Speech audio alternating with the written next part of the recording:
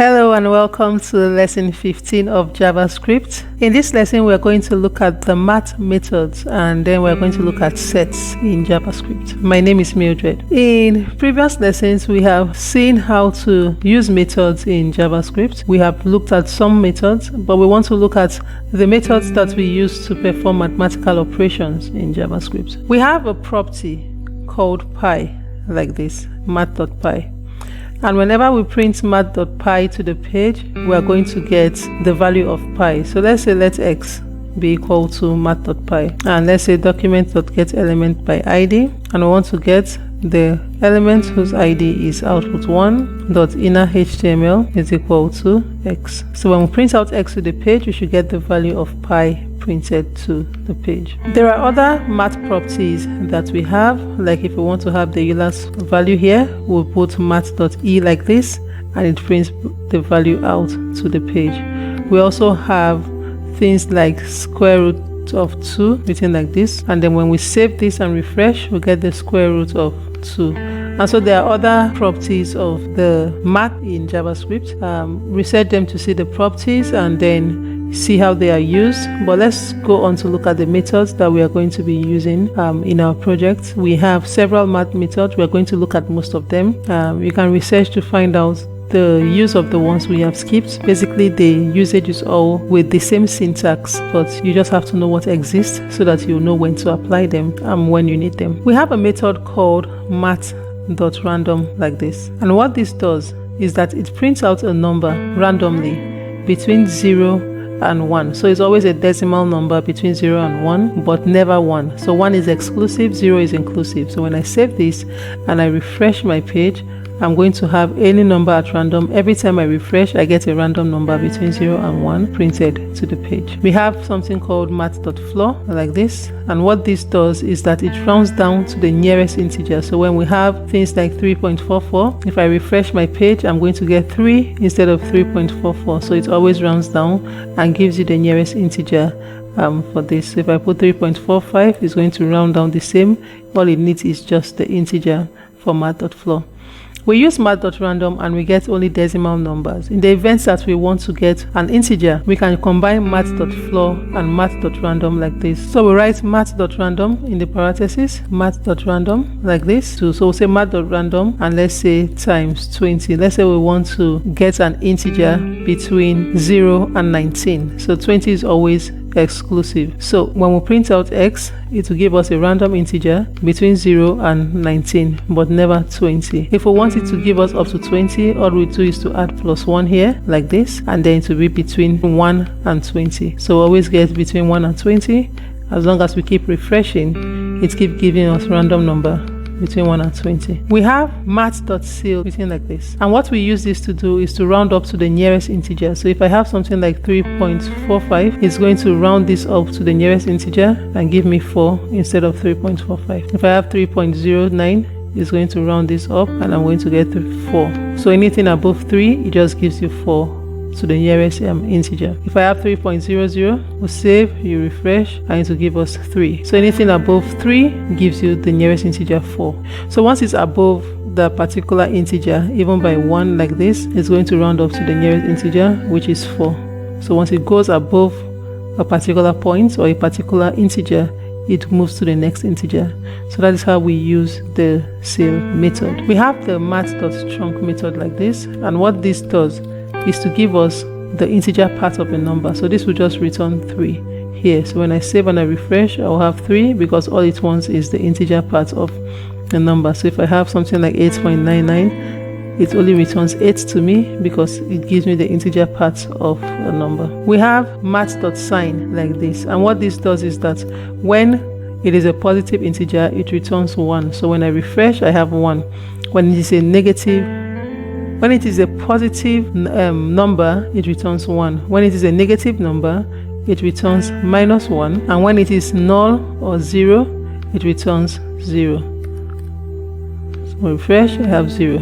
When it is null, I'll still have 0 here printed to the page. And so that's how the sign works. We have math.min and math.max. So if I use min here, it gives me the minimum of the numbers. So let me put numbers here, 0.2, and when I have a 0, so I want to put 10 instead of 0 here.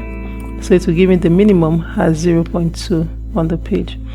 If I change this to max, it gives me the maximum number here, which is going to be 10. Let's change this to 12. We'll get the maximum as what? And this to 27. So we'll get the maximum as 27 here. Refresh, and the maximum is 27. So we use these methods to make our mathematical operations easier. We have the math.power like this, and what this does is it returns x raised to the power y. So let's have 2 like this, 2 and 3. So it returns 2 raised to the power of 3 like this, and 2 raised to the power of 3 is 2 times 2 times 2, which is going to give us 8. So when I refresh, I should have 8 printed to the page. So when I want to have things like 16 raised to the power of 2, I'll put 16 here and 2 here. So it's going to have 16 raised to the power of 2. If I want the square root instead of this, I'll put square root like this, SQRT, like this, and I'm going to put, like, I want the square root of 16. The square root is going to be 4. When I want the square root of 4, I will have 2 printed to the page like that. If I want to get the absolute positive value of something, so let's say 4.9, I'm doing this with square root, so I'm going to change this to ABS. When I save and refresh, the absolute value is 4.9. If I put minus, it's going to still return 4.9 because I'm getting the absolute positive value of. If I want to use things like sine and cosine, and I have a value in radian, I will do sine, and let's say we'll have a value in radian, let's say the sine of 0. Let's bring this out to the page, and we'll have 0.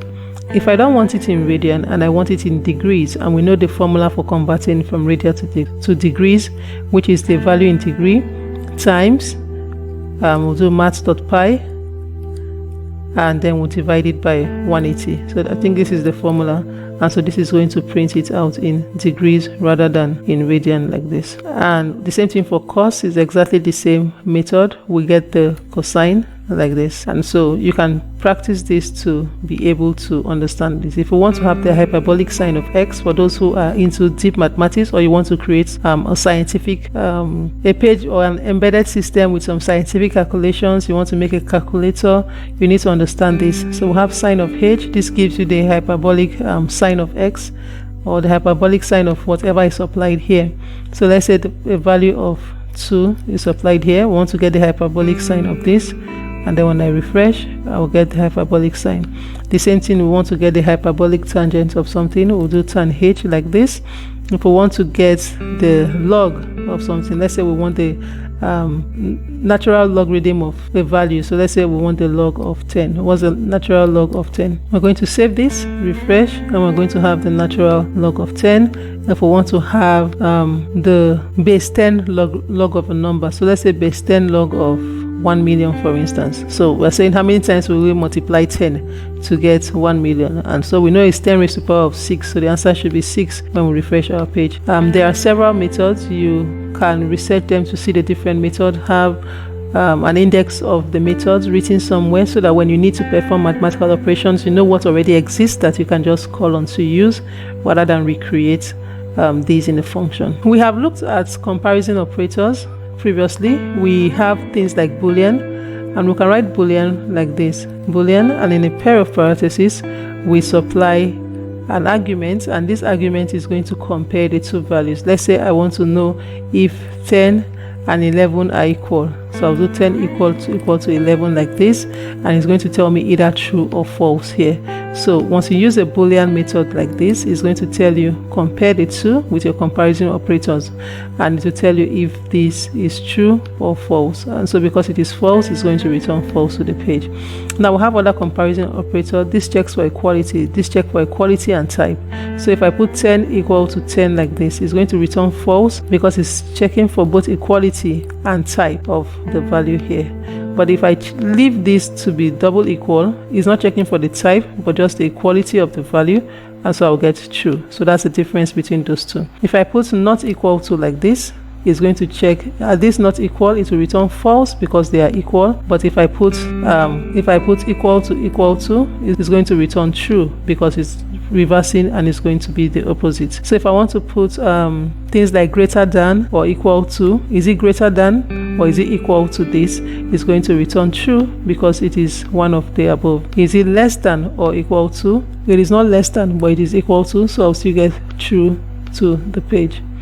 So these are the comparison operators, so you can read them to remember them and to understand them. We also have things like logical operators. I don't think we've used them yet, but you are going to use them in your programming journey. Things like saying if, for instance, say if x is equal to 3 and double ampersand like this, and x is less than 5. So if you say if x is equal to 3 and x is less than 5, so let's say let x be equal to 4. So you are checking two conditions. It must satisfy both when you do things like this. We want to do something. We'll say let's put another condition. If x is equal to 3, or with double pipe, x is greater than 10, we want to say let y be equal to the or condition is satisfied. So I want to use this to illustrate so that when you might not make much use of this in course 1, but you might be able to use this when you want to do your front-end validation. But then in course 2, this if method in other programming languages are similar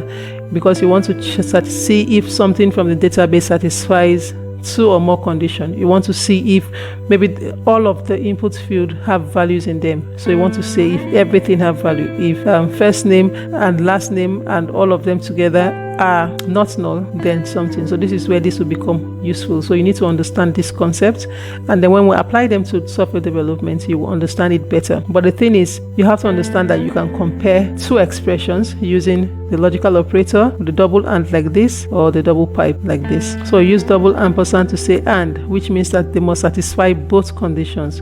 You use double pipe to satisfy either of the conditions. So let's say we have x is equal to 4. So it satisfies this condition, and it's going to say, let's print out y to the page. Here, let's make this z so that we don't print out both at once.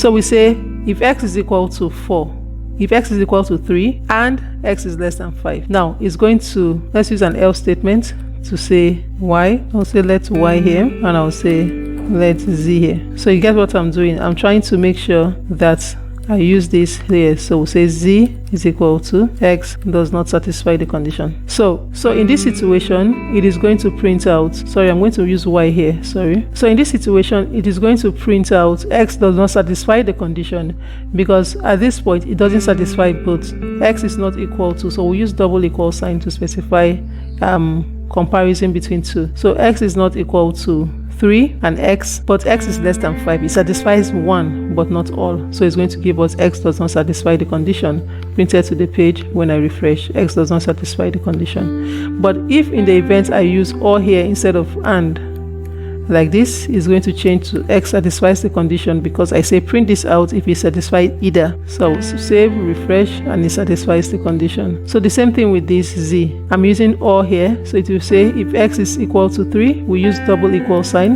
to specify comparison between both. X is equal to 3 or x is greater than 10. So either of the two is not going to satisfy any condition here because x is not equal to 3 and x is not greater than 10. So here is going to not print out anything to the page because we have no else statement here for this.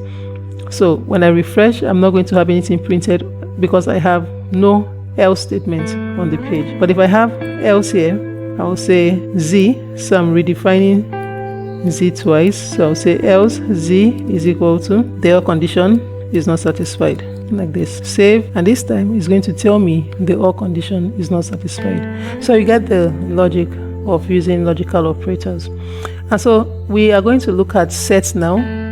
I'm going to switch over to sets.html file for us to see sets, and I'm going to change this link here to be sets.html. Now on these sets we have a template on the page, but I'm going to explain what this is all about. I'm going to comment this out, then I'm going to start explaining. We looked at arrays previously, and we said that we can store several values in a variable, and we do that with arrays, and arrays use a pair of square brackets. We have something called sets, And the difference between set and array is that the values or the items in a set must be unique. And we declare a set in JavaScript using the set, new set keyword like this. So I'll say constant. I want to create a set of emails like this is equal to new set like this, a pair of parentheses. So I can declare it like this and begin to add items to the set, or I can declare it like this set, like in this example, and in a pair of square brackets within the parentheses of the set method, I'm going to list everything I want as a comma separated list like this. If I go with the first method, I'm going to be adding items to the set by saying things like emails.add. So I'll use the add method and I'll add a new email here, which is going to be, let's say, my email. I want to add a new email here and I'll add, let me use Hotmail, and I'm going to comment this out. So by the time I print this out to the page, I'm going to have just 2 emails. But how do we print out set to a page? We can use the for off loop that we have discussed in last week's lesson by saying for let I, which is going to be the index of emails.values like this. You can remove the values for now and just use i.emails, and we'll try to print this out to the page. We want to print out to something called output 1. So let's print this out to output 1, and we're printing out text to the page. Now we have text, so I'm going to say let text be equal to. So now I'm doing it this way because at this point you should be able to read and understand code on the page. If you don't know how to do it at this point, you need to go back and revise your videos and then be able to understand what the code is saying or what is going on within lines of code. You need to know how to write code, and you need to know how to edit codes. You need to know how to understand what has been done when you see a script. You need to be able to tell a story on what is going on a script by reading the code. So I'll go over it again. In JavaScript, we create a set, which is a collection of items that are unique, and we create it by writing new set. We declare it as a variable just like we do with arrays, and in the parentheses of the set method we use a square bracket and list the values that we want in the set. We can leave the parentheses empty and use the add method by calling the variable that has the set.add, and in the parentheses of the add method we add the items that we want in the set. We can use the for off loop like we used in last week's lesson, so you can revise last week's lesson to look at how we did the for off loop to loop through the values of the set, and then we can print it out to the page. So I'm going to refresh my page and I'm going to have those values of the set like that. So we have learned 2 methods of creating sets. We can also add methods by deciding to declare a variable and say, let's say let x or let person1 be equal to lovelyie@gmail.com, and then let person2 be equal to mildred@mildredgroup.com. So now when I use the add method, I'm going to be adding the variable like this, person1, and I'm going to add the variable person2. So it's exactly the same thing.